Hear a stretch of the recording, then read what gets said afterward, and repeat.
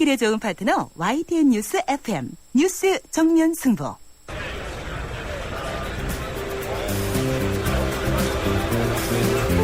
그들의 이야기가 아닌 우리, 진짜 우리들의 이야기를 들어봅니다. 시장에서 만난 오늘의 민심, 시장의 소리. 안녕하세요. 남대문 시장에 옷을 사러 온 김이나입니다. 우리나라 문화재를 유네스코에 등록한다는 그런 공약을 내세워서 선거에 그런 걸 이용한다는 거잖아요. 아무래도 비현실적인 것 같고요. 일단 그러니까 우리나라만의 문제가 아니고 유네스코는 세계 문화지정 단체인 만큼 그런 세계적인 협회에서 그러니까 승인이 있어야 되는 건데 내가 하겠다고 해서 되는 거가 아니니까 좀 불가능한 것 같아요. 정치적으로 이용하는 것 같아요. 공약을 내세운다고 해서 그게 지켜질지 안 지켜질지는 아직 미지수인 건데 앞세워서 사람들의 환심을 사서 공약에 이용하려고 하는 것 같아요. 안동 하회마을이 그러니까 우리나라 사람들은 당연히 우리나라의 소중한 문화재인 걸 알지만 유네스코에 지정이 됐음에도 세계적으로 알리지 못했음에 그 결과적으로 좀 책임을 져야 한다고 생각을 해요.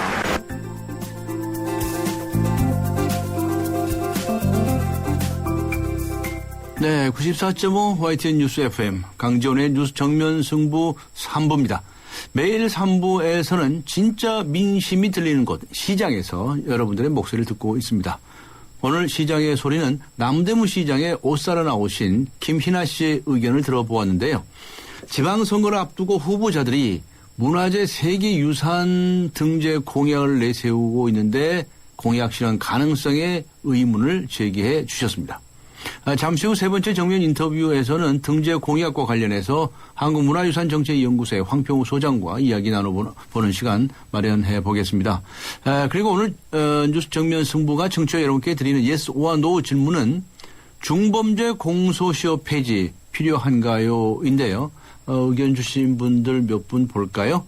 8762님 예스라고 적어주셨네요. 폐지 필요하지요. 도망 다니느라 마음은 안 편할 수도 있겠지만 범죄자는 범죄자입니다. 언젠가 잡혀서 죄값을 치러야죠. 피해자들은 무슨 죄입니까? 라고 적어주셨습니다. 0140님께서는 중범죄는 범죄 예방 차원에서 공소시효가 영원히 가야 한다고 봅니다. 피해자 가족들의 아픔은 평생 가는데 공소시효라니요. 라고 의견을 주셨습니다. 다른 분들의 의견도 궁금합니다. 짧은 문자 50원, 긴 문자 100원의 유료 문자입니다. 우물정 0945, 우물정 0945로 의견 보내주시고요. YTN 라디오 앱 예스로 듣고 계신 분들도 계시지요. 예스 게시판에 글을 남기셔도 됩니다. 의견 주신 분들 중에서 추첨을 해서 소정의 선물을 준비하도록 하겠습니다. 3부 들어가겠습니다. 네, 피자헛입니다. 저기요, 고기 피자랑 새우 피자랑 뭐가 더 맛있어요? 둘 다 맛있습니다, 고객님. 그래도 뭐가 더 잘 나가요? 솔직하게. 둘 다 잘 나갑니다. 왜냐하면 더블 박스. 박스는 하나, 피자는 두 가지. 25,000원. 1588-5588 피자헛. 더블 박스 주세요.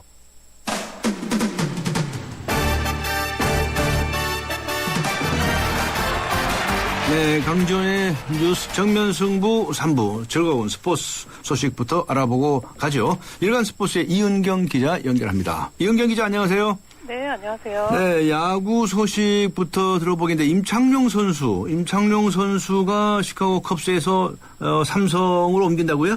네, 임창용 선수가 사실 그 올 초에 시카고 컵스 스프링 캠프에 합류를 해서 메이저리그 진입을 노렸는데요. 네. 지난 23일에 메이저리그 진입에는 실패했고 마이너리그 트리플 A행을 통보를 받았습니다. 네.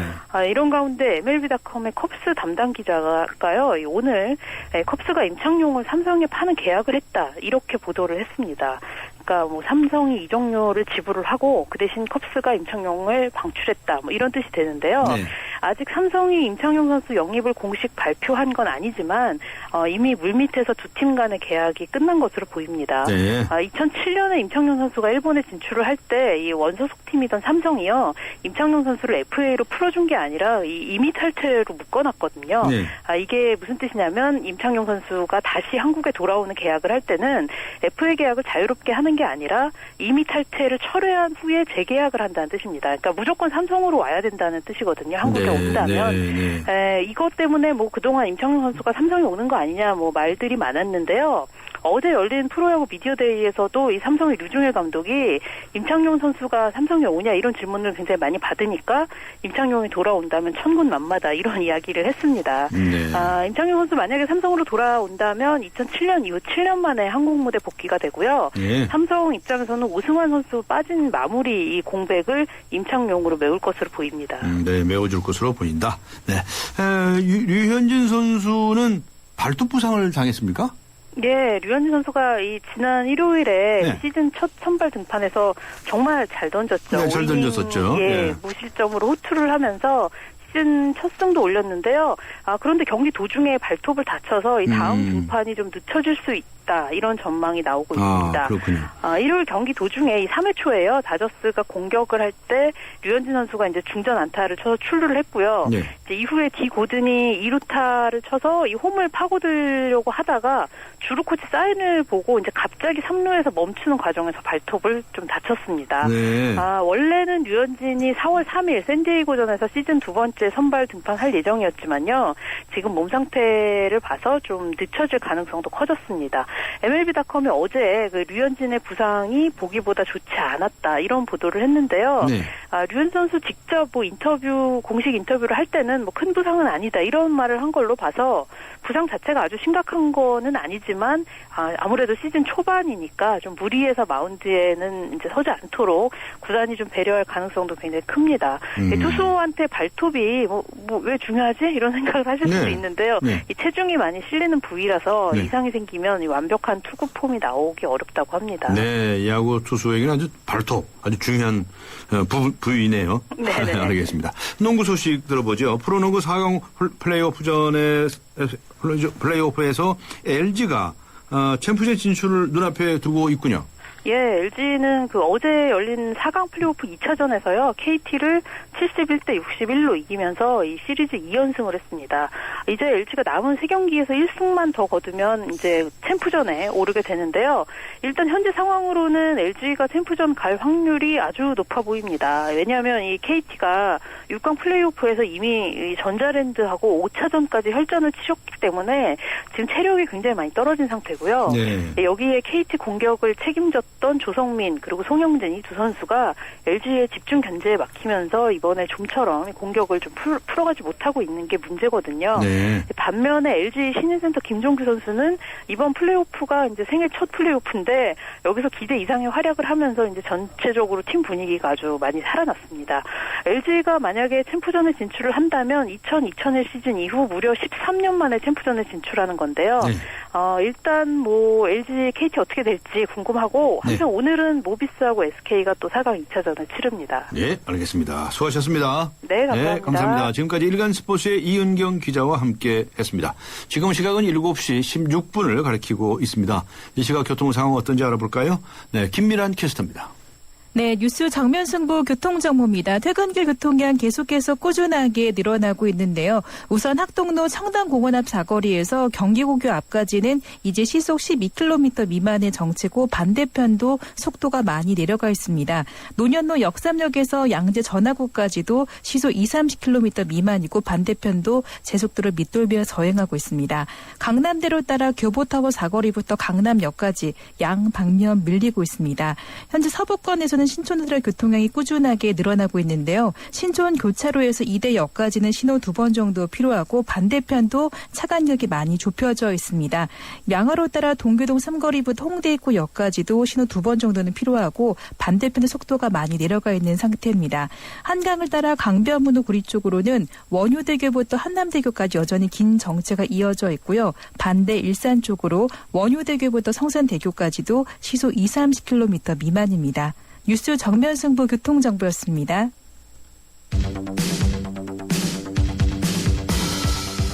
퇴근길을 함께하는 냉철하고 따뜻한 뉴스 정면 승부. 뉴스 정면 승부는 여러분의 참여를 기다립니다. 50원의 유료 문자 샵 0945와 YTN 라디오 스마트폰 어플리케이션 예스를 통해 여러분의 의견을 보내주세요. 뉴스 정면 승부는 여러분의 의견에 항상 귀 기울이고 있습니다.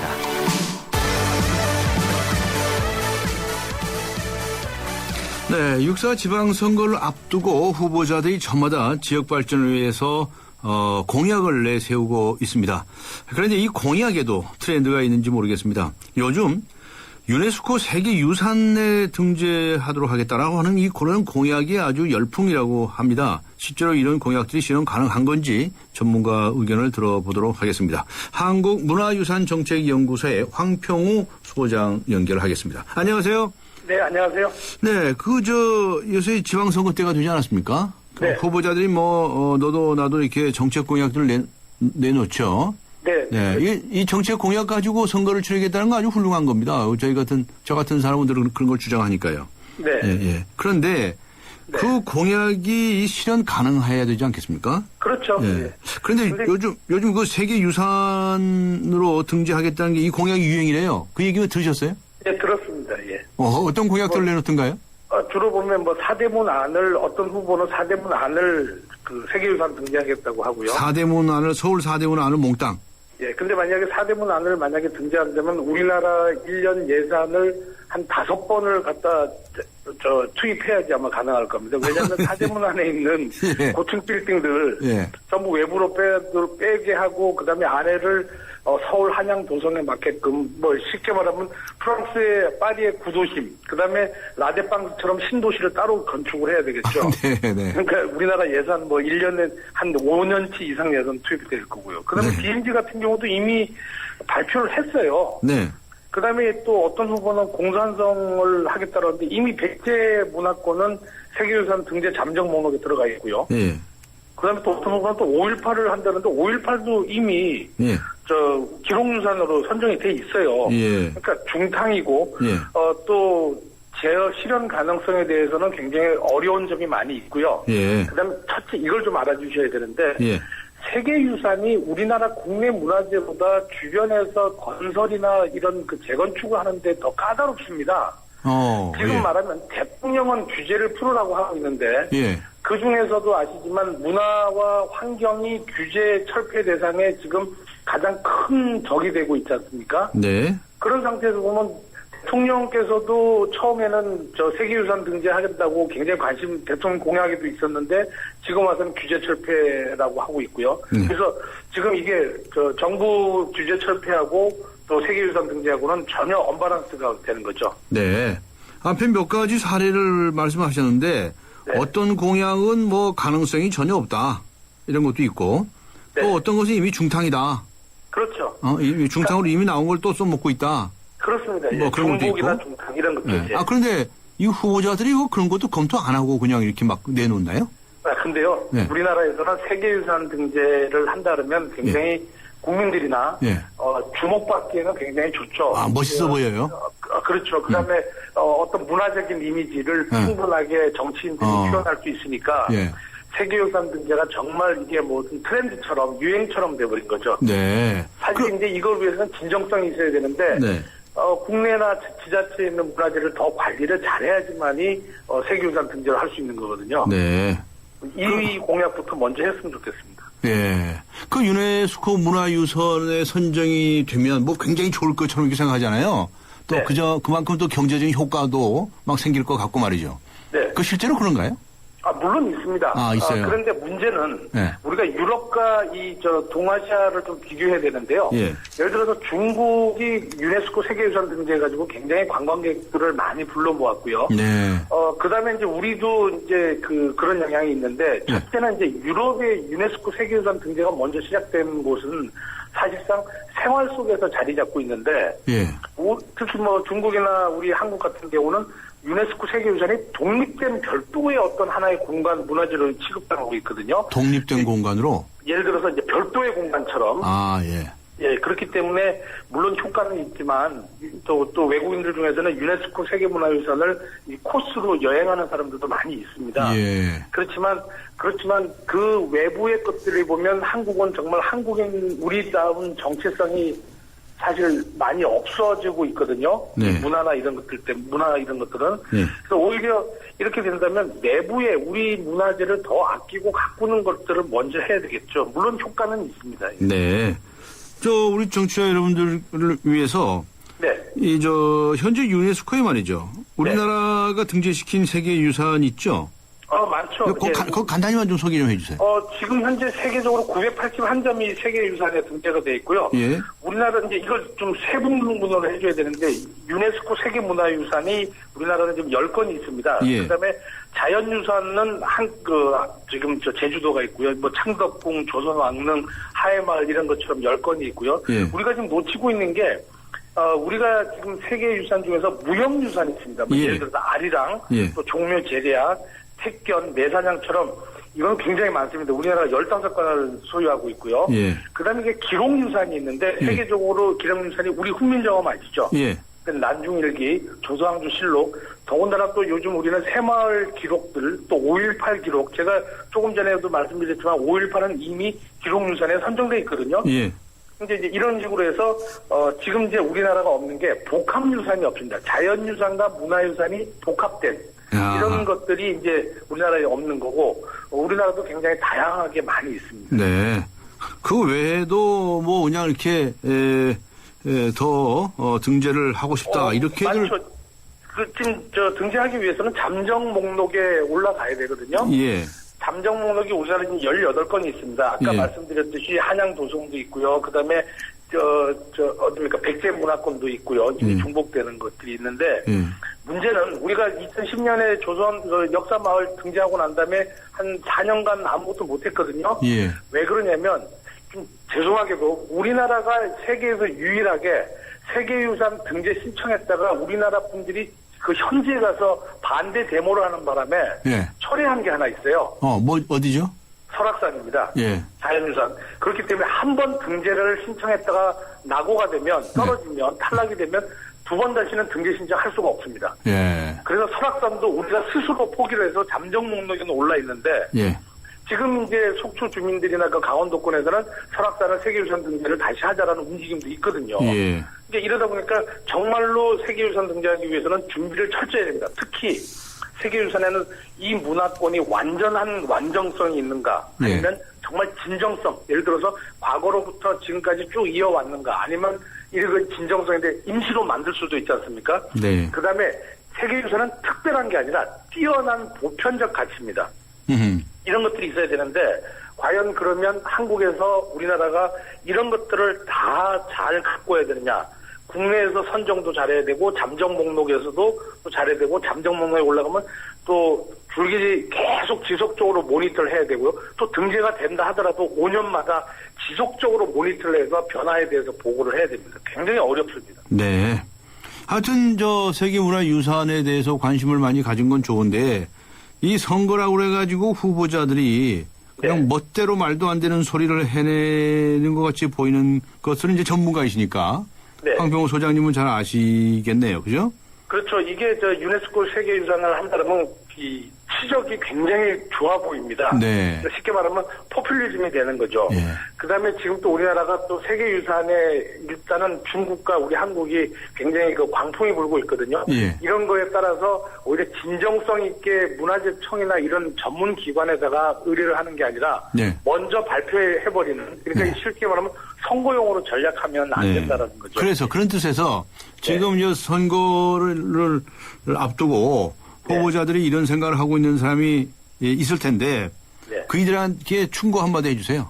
이게 정말 이거 하고 싶으면 이렇게 하세요라고 하든가, 뭐 앞뒤에 좀 알아보고서 하라고 하든가, 이미 중복된 거 있는지 없는지 찾아보고 하라고 그러든가, 뭐 하시고 싶은 말씀이 있을 거 아니에요. 그죠? 예를 들어서 뭐 세계유산 등재하겠다는 마음가짐은 좋은데 가장 중요한 거는요. 그 마음가짐처럼 자기 주변에 있는 우리나라 문화재, 이름 없는 문화재부터 먼저 가꾸고 사랑하는 것들을 정책으로 내시고 그것에 의해서 이제 우리나라가 좋은 문화재를 가지고 있다라고 세계유산 등재하는 거죠. 먼저 자기 자신을 더 잘 가꾸라는 얘기를 하고 있습니다. 아, 이름 없는 우리 주변에 그런 문화재들을 생각하고 발굴하는 그런 일들을 먼저 해라. 그렇죠. 그다음에 이제 현재 있는 지자체마다 또 있는 문화재를 예. 좀 더 규제가 아니라 예. 좀 더 보존하고 잘 가꾸는 정책을 먼저 발표했으면 좋겠다는 거죠. 네, 그거 발표해가지고 표가 될까요? 전 된다고 봅니다. 이제는요. 왜냐하면 이것을 가지고 저는 이러죠. 이것을 가지고 좀 더 장기적인 플랜을 계획을 세계유산으로 간다 이렇게 좀 점진적으로 쭉 가면 네. 내용을 채워서 발표하면 좋은데 네. 무작정 이거 세계유산 등재한다라고 하니까 네. 이게 그야말로 이제 헛공약이 돼버리는 거죠. 네. 그러니까 저는 진정성 있게 차근차근 공약을 발표하는 건 굉장히 좋다고 생각합니다. 네, 그런 엉터리 공약을 뻥 공약이라고 합니다. 네. 나중에 가서 뻥이 되는 거니까. 그렇죠. 네, 예. 그렇군요. 아무튼 이 문화재에 관해서 많은 관심을 가져주는 것을 부탁을 하면서 그러나 이렇게 헛공약이 되는 이런 것을 하지 말아달라라고 하는 말씀이시죠? 네, 그렇습니다. 네, 잘 알겠습니다. 오늘 말씀 감사합니다. 여기까지 듣겠습니다. 네, 네, 수고하셨습니다. 지금까지 한국문화유산정책연구소의 황평우 소장이었습니다. 난 기다렸지 프로 설레는 맘으로 빛나지 이대로 멋지지 그대로 그 세상 속에 나로 난 앞으로지 프로 라랄라라 세상의 프로가 되다 LG G 프로2 봄 여행 떠나고 싶은 봄 레저를 즐기고 싶은 봄 새로운 코란도 트리스모를 만나는 봄 코란도 트리스모 9인승 탄생 올 봄에도 다 함께 즐겁게 Recreation Base Camp 코란도 트리스모 고속도로 버스 전용차로 주행 가능 네, 94.5 YTN 뉴스 FM. 강지원의 뉴스 정면 승부가 오늘 청취자 여러분께 드린 Yes or No 질문은 무엇이었죠? 네, 중범죄 공소시효 폐지 필요한가요? 하는 질문이었습니다.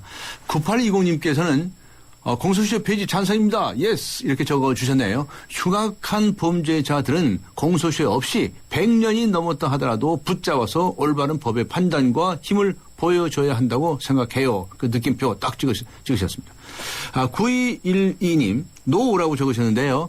범인을 찾는 사건 수사도 일정 시간 진행되면 한계에 도달합니다. 하나의 사건에만 매달리기에는 인력이 부족하니까 나중에 시민의 신고나 범죄자 동종 범죄가 발생하면 기회를 놓치지 말고 잡을 수 있도록만 해주세요. 라고 적어주셨네요. 아직 의견 주시지 않으신 분들께서도 많이 보내주시기 바랍니다. 짧은 문자 50원, 긴 문자 100원의 유료 문자입니다. 우물정 0945, 우물정 0945로 의견 보내주시고요. YTN 라디오 어플리케이션 예스로 듣고 계신 분들께서는 예스 게시판에 의견을 남겨주셔도 됩니다. 네, 의견 주신 분들 중에서 추첨을 해서 선물을 보내드리도록 하겠습니다. 세계 지성인의 필독지, 월간 르몽드 디플로마티크 3개월 구독권, 그리고 맥스무비 영화 예매권이 준비되어 있습니다. 4부에서 뵙겠습니다. 서양 고전음악을 완성시킨 천재 작곡가 악성 베토벤. 그의 음악적 잠재력을 일깨워준 사람은 스승인 크리스티안 네페 선생님이었습니다. 네페 선생님은 지루한 이론과 반복적인 연습을 강요하지 않았습니다. 이탈리아와 프랑스, 독일의 유명한 오페라를 감상할 기회를 마련했고 어린 베토벤이 음악에 대해 더 깊이 느끼고 생각할 수 있도록 이끌었습니다. 가르치는 것이 아니라 깨우치는 교육, 아이들의 잠재력을 활짝 꽃피우는 우리 교육의 희망입니다. 이 캠페인은 I am the key, 눈높이 대교와 함께합니다. 엄마, 간병인이 없어도 환자를 돌봐주는 병원이 있다고요? 환자 안심병원은 전문 간호사가 간병 서비스를 24시간 전담하여 환자에겐 빠른 쾌유를, 환자 가족들에겐 간병에 대한 부담을 덜어드리고 있습니다. 환자 안심병원 이용 정보는 02-2276-7000번 또는 검색창에 환자 안심병원을 검색하세요. 먹고 사는 걱정 덜어주는 민생 안심 정보 모르면 안 돼요. 천만 시민 생활의 힘 캠페인은 서울특별시가 함께합니다. 살아있는 뉴스 깨어있는 방송 한국의 뉴스 채널 YTN 뉴스 FM 네, 여러분께서는 지금 94.5 YTN 뉴스 FM 강전의 뉴스 정면 승부 함께하고 계시는데요. 오늘 청취자 여러분께 드린 예스와 노 질문은 중범죄 공소시효 폐지 필요한가요?입니다. 8291님께서는요, 예스라고 적으셨네요. 공소시효는 왜 있는 건지 이해가 안 가요. 잘못이 없는 사람을 잡겠다는 게 아니라 범죄자를 기한 없이 잡겠다는 건데 말입니다. 폐지해 주세요. 라고 적어주셨습니다. 8684님께서는요, 역시 예스라고 적어주셨는데요. 집단으로 어린 학생들을 살해하고 온 국민이 안타까워한 사건을 시간이 지났다고 없었던 일로 되는 건 안 된다고 봅니다. 사람을 죽이고 시간이 지나면 무죄다. 죄가 없다. 이건 말이 안 됩니다. 라고 적어주셨습니다. 다른 분들의 의견도 궁금합니다. 짧은 문자 50원, 긴 문자 100원의 유료 문자입니다. 우물정 0945, 우물정 0945로 의견 보내주시기 바랍니다. YTN 라디오 어플리케이션 예스로 듣고 계신 분들께서는 예스 게시판에 글을 남겨주셔도 됩니다. 추첨을 해서 소정의 선물을 보내드리도록 하겠습니다. 4부 들어가겠습니다.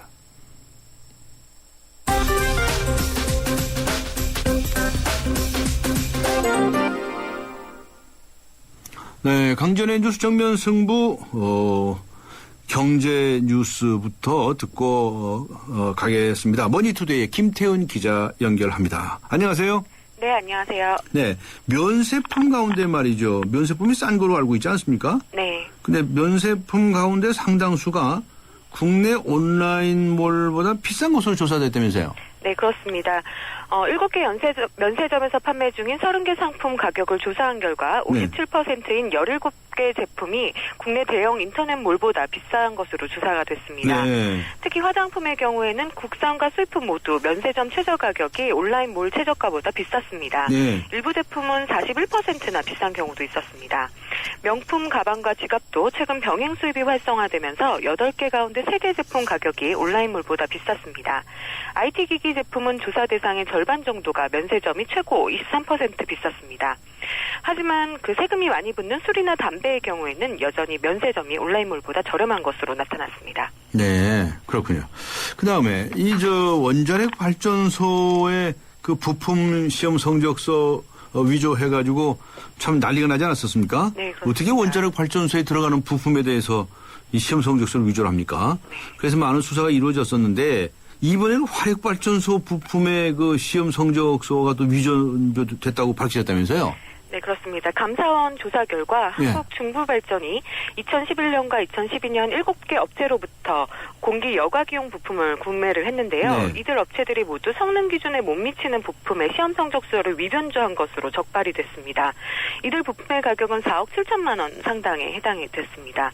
또 남동발전도 비슷한 시기에 5개 업체로부터 1억 6천만 원 상당의 부품 구매 계약을 하면서 위변조 부품을 사들인 것으로 드러났습니다. 네. 특히 남동발전은 2차 납품분부터는 아예 공인기관의 시험 검사 절차를 생략한 것으로 감사원은 지적했습니다. 이들 위변조 부품은 서울과 보령, 서천, 영동, 삼천포 발전소에 사용된 것으로 확인이 됐는데요. 네. 감사원은 이들 12개 업체에 입찰 참가 자격을 제한하고 또 이들 업체를 고발할 것을 해당 발전소에 통보했습니다. 네. 그럼 뭐 시험 성적 있으나 마나 아니에요? 이렇게 되면. 맞습니다. 그렇죠? 더군다나 발전소에 사용돼서 잘못되면 어떡하려고 이런 일이 생기나요? 참 걱정입니다. 국내 14개 보험사에서 고객 정보가 1만 3천여 건이 빠져나간 사실이 확인됐네요. 네, 비슷한 소식을 너무 자주 전해드리는 것 같은데요. 이번에는 그 보험사입니다. 대부 중개업체 운영자와 보험 설계사가 그 개인정보 유통 혐의로 붙잡혔습니다. 이 운영자는 중국 조선족으로부터 한국인 개인정보 800만 건을 사들였는데 이 가운데 생명보험사와 손해보험사 14곳에 고객 개인정보 13,000여 건이 들어있었습니다. 고객 정보가 유출된 손해보험사는 동부화재와 하나손해보험, 하나생명, 미래에셋생명 등입니다. 금융당국은 이들 보험사에 대해서 긴급 점검에 나섰습니다. 네. 어떻게 중국 조선족으로부터 이런 걸 또 개인정보를 또 사들였네요. 네. 알겠습니다. 서방에서 이제 대러시아 경제 제재를 가시화하고 있지 않습니까? 네. 러시아에서 생각보다 빠른 속도로 해외 자금이 이탈하고 있다는 점 간단히 줄여서 소개해 주시겠습니까? 네, 올 들어 들어 러시아에서 빠져나간 자금이 700억 달러, 우리 돈으로 75조 원을 넘어섰습니다. 네. 지난해 전체 유출 규모인 630억 달러를 이미 넘어선 건데요. 최근에 그 서방 국가들이 무역 제재까지 검토한다 이런 그 예상이 나오면서 러시아 경제가 입을 타격이 수치화하기 어려울 정도로 클 것이라는 그런 부정적인 전망이 나오고 있습니다. 그래서 그렇군요. 알겠습니다. 오늘 말씀 감사합니다. 감사합니다. 네, 수고하셨습니다. 지금까지 머니투데이의 김태은 기자와 함께했습니다. 강지원 변호사와 함께하는 유쾌한 수다 한판. 우리를 바꾸는 수다.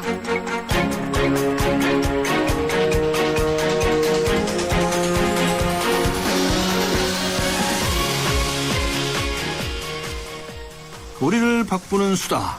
우리를 바꾸는 수다. 네, 세상을 바꿉니다.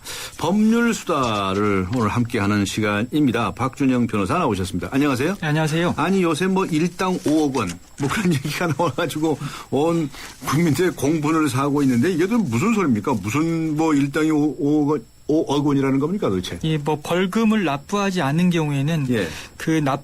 벌금 납부에 대신해서 네. 그 구치소에서 일을 하게끔 하고 네. 이제 벌금 납부금을 면하게 하는 게 환영유치 제도입니다. 네. 예, 이 제도를 운영하는 과정에서 고액의 벌금형을 대신 납부하는 그 어떤 절차 과정에서 그 액수를 너무 높게 산정해서 일당을 그게 문제되고 있습니다. 지금. 네. 아주 이게 유명 인사가 됐는데 대주그룹의 허재호 전 회장이란 이가 대주그룹을 경영하면서 법인세를 한 500억 원 정도 이렇게 탈루를 했었다면서요? 예, 그렇습니다. 그 회사 돈을 뭐 한 100억 원 정도 횡령을 했고요. 예. 근데 이한테 선고된 형량이 어떻게 됐어요?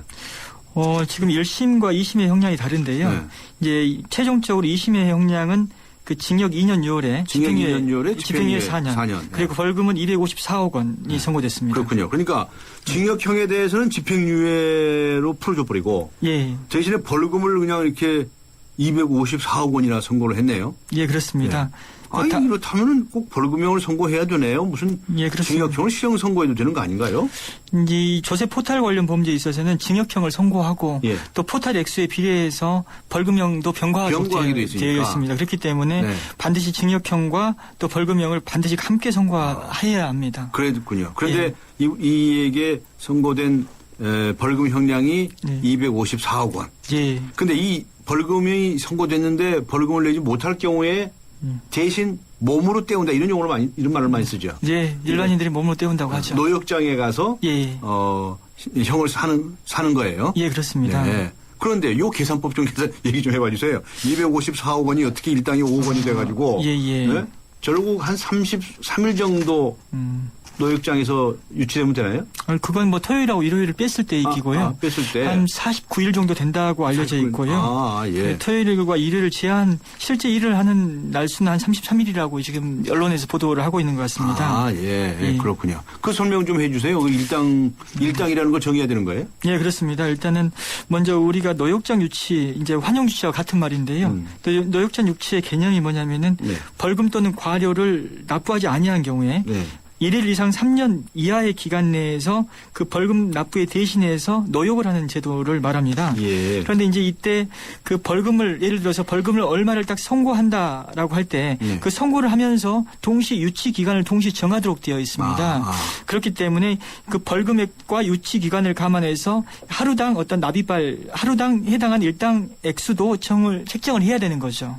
그래서 이 지금 54억 원의 경우에는 일단은 뭐 일당 5억 원으로 정한 것 같고 그래서 한 50일 채 안 되는 날을 복역하면은 벌금을 납부하지 않아도 되는 이런 상황이 초래된 것 같습니다. 그러니까 벌금 254억 원을 내려면 내고 이걸 못 내겠으면 그냥 몸으로 때우는데 한 뭐 4-50일 정도 살아라 이런 얘기죠. 쉽게 말해서. 네, 그렇습니다. 그렇게 하다 보니까 이제 하루에 일당이 5억 원이 돼버렸네요. 네, 그렇습니다. 평소에 다른 사건의 경우도 이렇게 일당을 5억 원씩 치고 그렇게 하나요? 그렇지는 않습니다. 이렇게 보통 일반 형사범죄에 있어서는요. 예를 들어서 폭행이나 사기 또 이런 소위 말하는 이런 일반 형법전에 나와 있는 범죄의 경우에는 벌금 액수가 이렇게 많지는 않고요. 그래서 보통 5만 원에서 한 10만 원 정도 책정이 되고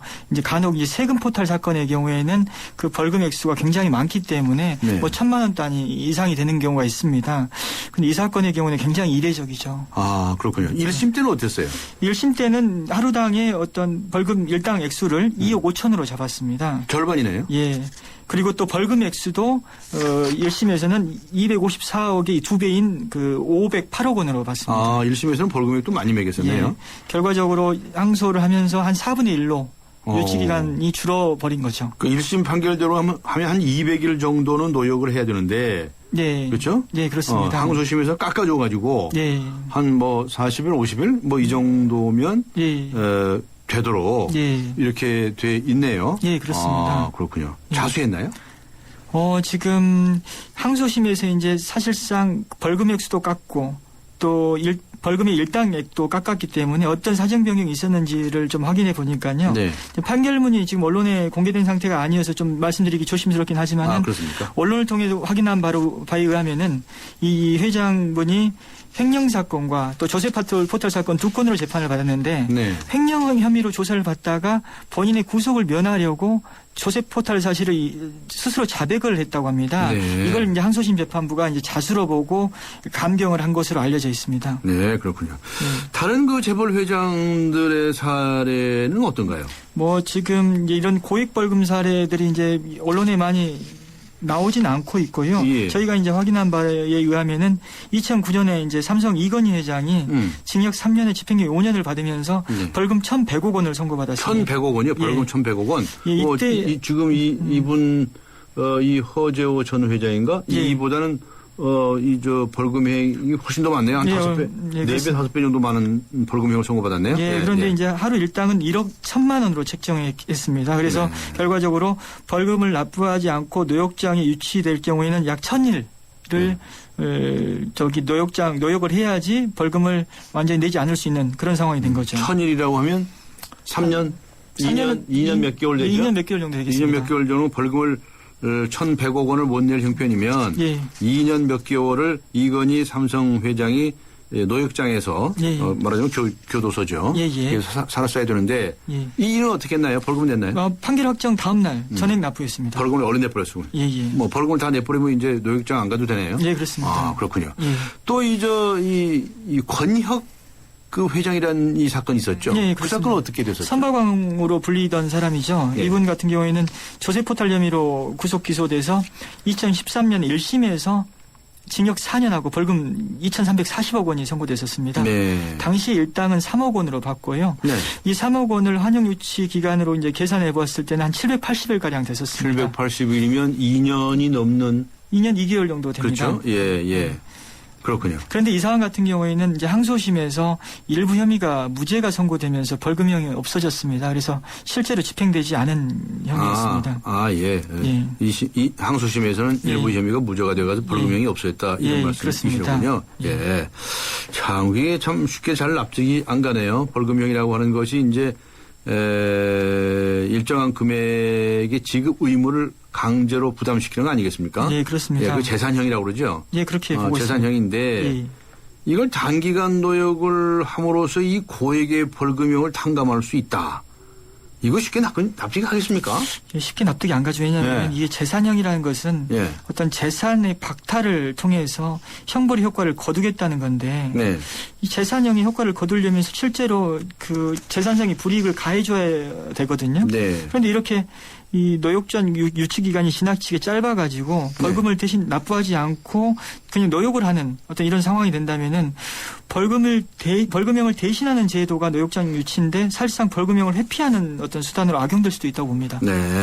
그런데 이 사건이 너무나 충격적이고 보도가 이제 많이 돼서 그런지 이 판결을 선고한 재판장이 이 의혹을 받고 있습니다. 예, 굉장히 지금 인터넷에서 떠들썩하고 있는 걸로 알고 있습니다. 네. 이가 소위 향판이라고 그러죠. 예, 지역복권이라고 하죠. 향판이라는 것부터 설명 좀 해봐 주세요. 이 향판 지역복권이 뭐냐면은 이제 법관의 인사가 좀 자주 이루어지는데 이런 잦은 법관 인사에 따른 어떤 재판 지연을 최소화하고 또 판사의 생활 안정을 도모하기 위해서 법관 본인이 원하지 않을 경우에는 다른 지역으로 전보하지 않는 제도를 향판이라고 합니다. 그럼 한 지역에서 난 계속 있고 싶다. 예, 있고 그럼 거기서 계속 판사노로 대라. 예, 이렇게 그렇습니다. 발령을 내지 않는 거로군요. 예, 이게 지역국관이고 현재 우리나라 이 대도시 지금 광주나 대구, 부산 여러 지역에서 향판제도가 운영되고 있고 실제 법관의 비율은 한 30에서 40% 정도 되는 걸로 알고 있습니다. 그렇게 많아요? 30, 40%나 돼요? 예. 네, 향판이라는 게 무슨 좀 궁금해하실 분이 있는데 향이라고 하는 건 무슨 글자냐 하면 예. 고향할 때 그 향자. 고향할 때 그 향자에다가 판사. 예, 그래서 향판. 예. 이렇게 쓰고 있는 말 아니겠습니까? 예. 예. 그런데 이게 장점도 있지, 방금 말씀하신 것처럼 그런 제도 취지도 있지만 단점이 있을 수 있다는 말이 그동안에 제기가 되어 왔는데 바로 이번 사건이 그런 경우가 아니냐라는 지적들이 나오고 있죠. 네, 그렇습니다. 왜냐하면은 한 10년 이상 한 지역에서 법관으로 근무하다 보면은 사실상 지역에 이제 토호가 돼버린다는 문제가 발생한다는 비판이 판사 자신이 토호 노릇을 하게 되는데 그렇게 되는 어떤 안 좋은 사례가 있다는 거죠. 그리고 이제 그 비판의 한가운데에 이 향판이 있다라고 보는 의견이 있고요. 왜냐하면 이게 오랜 기간 있다 보면은 그 지역의 어떤 인적 네트워크의 정점에 들어가 버린다고 보는 거죠. 그래서 뭐 학연과 지연으로 맺어진 어떤 변호사들이나 유지에 대한 재판에 있어서 어떤 유착의 결과가 발생하는 나는 어떤 우려가 있고 비판이 있는 겁니다. 이 재판장이 어디에서 얼마나 근무를 인데요? 이분은 지금 1985년에 강주지법에 초임으로 부임한 후에 지금까지 강주 지역에서 근무를 했습니다. 이분 같은 경우는 80년대 후반하고 2000년대 초반에 순천에 잠깐 내려가서 근무한 것 빼고는 계속 강주에서만 근무했다고 되어 있습니다. 네, 그렇군요. 자, 이 허 회장을 수사한 검찰이 선고유예를 구형을 했다라고 하는 사실도 밝혀졌어요.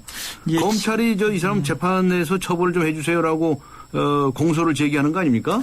그리고서는 구형을 하는데 선고유예라면 선고도 뭐 말만 선고지 그 유예해달라 이런 내용 아닙니까? 이제 오해할 수 있는데요. 징역형하고 이제 벌금형을 병과해서 구형하면서 징역형에 대해서는 5년의 실형을 구형했습니다. 벌금형만 선고유예를 해달라고 구형했던 건데요. 그거 왜 그렇게 합니까? 이제 검찰 측의 입장은 뭐냐면은 그 이전에 SK그룹 회장이 이 문제됐던 어떤 형사 사건에서 그 회장이 탈루한 세금이나 이 가산금을 낸 경우에 법원에서 이제 너무 고액의 벌금형이기 때문에 선고유예 판결을 한 사례가 있었습니다. 그 사례를 보고 이제 선제적으로 벌금형을 선고유예 구형했다라고 주장하고 있습니다. 그런데 판결에서는 선고유예 판결으로 나온다 해도 검찰이 구형을 하는 입장에서 선고유예 판결을 구형하는 일은 그렇게 많지 않을 것 같은데요. 아주 이례적입니다. 아주 이례적이죠. 왜냐하면 선고유예를 구형하는 사례들은 뭐 어떤 징역형밖에 구형할 수 없는 벌금형 자체가 없는 사건에 있어서 징역형을 구형했을 때 그 사람의 어떤 신분의 어떤 불이익, 예를 들어서 공무원이거나 어떤 다른 어떤 형태의 불이익이 있는 경우에는 그럴 때 이제 선고유예 얘기가 나오는데요. 그럴 때도 법원이 선고유예를 판결을 선고하는 형태로 되는 것이지 검찰 쪽에서 미리 선고유예를 구형하는 경우는 거의 없습니다. 그러니까 이제 검찰이 너무 봐준 거 아니냐라고 하는 그런 의혹을 제기하시는 분들이 있게 됐고 그런데 이제 검찰에서는 선고유예라도 요청을 했는데 법원에서는 오히려 벌금형을 살린 거예요. 그래서 이제 250몇 억인가 살렸어요. 법원에서는 검찰보다는 법원이 잘했다는 건데 그런데 법원에서 또 뭐냐 이게 하루에 5억 원씩 깐다고 얘기하니까 이것도 법원도 이게 마음에 안 든다. 지금 국민들의 감정이 그런 거 아니겠습니까? 네, 그렇습니다. 그래서 법원의 지금 공식적인 해명을 봤을 때는 사실상 선고유예를 통해서 벌금형을 전혀 납부하지 않게끔 할 수도 있지만은 그 벌금형의 취지는 살려놨다라고 하는데 이걸 과연 국민의 법감정에 어떤 부합한 해명으로 볼 수 있는지는 굉장히 의문입니다. 그러니까 이제 검찰보다는 낫다. 뭐 그 얘기인데 그 변명이 너무나 궁색하게 들리는 면이 있겠네요. 그런데 또 한 가지 말이죠. 이 검찰이 상고를 포기했다는 얘기가 있어요. 맞습니까? 네, 그렇습니다. 이 사건의 경우에 문제점은 당초 이제 1심 재판 과정에서 검찰이 징역 5년의 실형 그리고 벌금 1,016억 원의 선고유예를 구형했죠. 그런데 1심 재판부가 선고를 어떻게 했냐면은 징역 3년의 집행유예 5년 그리고 벌금은 508억 원을 선고했습니다. 그래서 벌금의 경우에는 선고유예를 구형했는데 실제 벌금형이 내려졌기 때문에 뭐 크게 문제가 안 된다 생각되지만은 네. 실형을 5년씩이나 구형했는데 집행유예가 나온 경우에는 거의 뭐 상소를 하는데 네. 이 사건의 경우에 상소를 하지 않았습니다. 네. 그래서 이 부분이 결국은 피고인이 온전히 불이익변경금지 원칙의 혜택을 받으면서 상고까지 가게 된 상황이 돼버린 게 아닌가 생각이 듭니다. 아, 그렇군요. 아주 묘한 구석이 있네요. 이건 이제 너무 복잡한 법률적인 문제가 돼서 청취자 여러분들께서 얼마나 이해를 하실 수 있을지 모르겠는데 아무튼 검찰이 1심 판결 결과에 대해서 아예 포기해버렸습니다. 네, 상소를 하지 않았습니다. 그리고 이제 피고인만 항소를 했습니다. 했었던 그런 사안이다. 예. 알겠습니다. 자, 그렇게 되면 회장이란 이가 뭐 한 30이 됐든 40이 됐든 50이 됐든 지금 노역장이 유치가 돼서 노역이라는 건 일을 하는 거 아닙니까? 예, 일을 하는 거죠. 무슨 일을 어떻게 한답니까? 뭐 지금 감방 안에서 한 오전에 한 4시간, 오후에 한 4시간 정도 일을 하는 걸로 알려져 있는데요. 네. 뭐 일의 종류는 이제 각 구치소의 어떤 사정에 따라 다른 걸로 알고 있습니다. 예. 뭐 쇼핑백을 만든다거나 뭐 두부 등 식료품을 만드는 공장에서 일한다거나 뭐 가구 만들기 뭐 이런 게 있는 걸로 알려져 있는데요. 네. 지금 언론에 보도된 바로는 그 광주교도소에서 그 허 회장에게는 청소를 시키기로 했답니다. 청소? 예. 아하. 청소를 하루에 8시간. 예, 그렇게. 야, 8시간씩 청소를 계속 하는 게 보통 쉽지 않을 텐데요. 뭐 여러 가지 뭐 청소도 종류가 있으니까요. 알겠습니다. 여러 가지 하기로 자, 이렇게 이제 시끌시끌 하자 대법원에서 무슨 개선 작업에 착수하겠다는 보도가 나왔는데 그 어떤 내용인가요? 일단은 뭐 이렇게 환영 유치 금액 이게 벌금 일당으로 얘기할 수 있겠는데 이 편차를 줄이기 위해서 여러 가지 방안을 강구하는 것으로 알고 있습니다. 네. 첫 번째는 일정한 범죄나 일정액 이상의 벌금형의 경우에는 환영 유치 기간의 한을 설정하는 방식. 그리고 또 어떤 경우에는 이렇게 벌금 일당 액수를 정하는 게 아니라 아예 유치 기간을 판결문에 주문에 특정하는 방식. 네. 그리고 또 다른 나라 법에서 활용하고 있는 일수 벌금제를 도입하는 방식으로 지금 알려져 있습니다. 네, 앞에 말씀하신 뭐 기간을 특정한다고 한들 그건 계산해 보면 나오잖아요. 이제 그 일당이 얼마인지 노역장 유치 기간을 갖다가 특정한다는 건 사실상 판사로 하여금 어떤 강제 그 판사로 하여금 심리적 압박을 주는 효과가 있다라고 알려져 있는 것 같습니다. 네, 그런 뜻이라군요. 조금 전에 그 일수벌금제 외국에서 하는 그 일수벌금제 얘기하셨는데 이건 뭔가요? 저희 나라는 총액벌금제를 취하고 있는데요. 이제 벌금액의 총액을 갖다가 판결을 선고하면서 하는 방식이 있죠. 그런데 이제 일수벌금제는 이제 일단은 각 범죄 경중에 따라서 유치 기간을 정해놓고 그 사람의 어떤 경제적 능력에 따라서 그 액수를 산정해서 그 유치 기간과 곱해서 벌금액을 산정하는 방식입니다. 이게 쉽게 말하면은 그 사람의 재력에 따라서 벌금액이 달라질 수 있는 겁니다. 네. 예를 들어서 한번.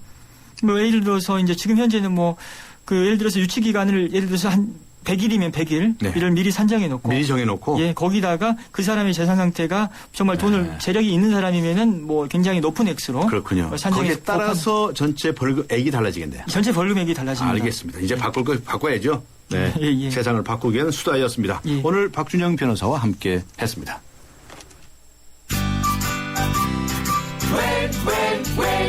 웰메이드 가지요. 멋진 옷이 필요할 땐 웰메이드 가지요. 즐거운 곳 즐거운 옷 국민의 옷집으로 웰메이드 가지요. 국민의 옷집 웰메이드. 네, 강전의 뉴스 정면 승부. 오늘 예스 오한오 질문은 중범죄 공소시효 폐지 필요한가요? 였지요. 정확한 여론조사는 아닙니다. 제작진이 자체적으로 집계한 결과인데요. 8대2 정도의 비율로 공소시효 폐지가 필요하다는 의견이 더 많았습니다. 의견 보내주신 분들 중에서 휴대전화 뒷자리 0140님께 선물 보내드리도록 하겠습니다. 3월 25일 화요일 뉴스 정면 승부 오늘 여기서 마칩니다. 지금까지 프로듀서 신아람, 기술감독 박봉선, 안홍진, 작가 정선임, 강혜은, 그리고 진행의 강지연이었습니다. 여러분 감사합니다.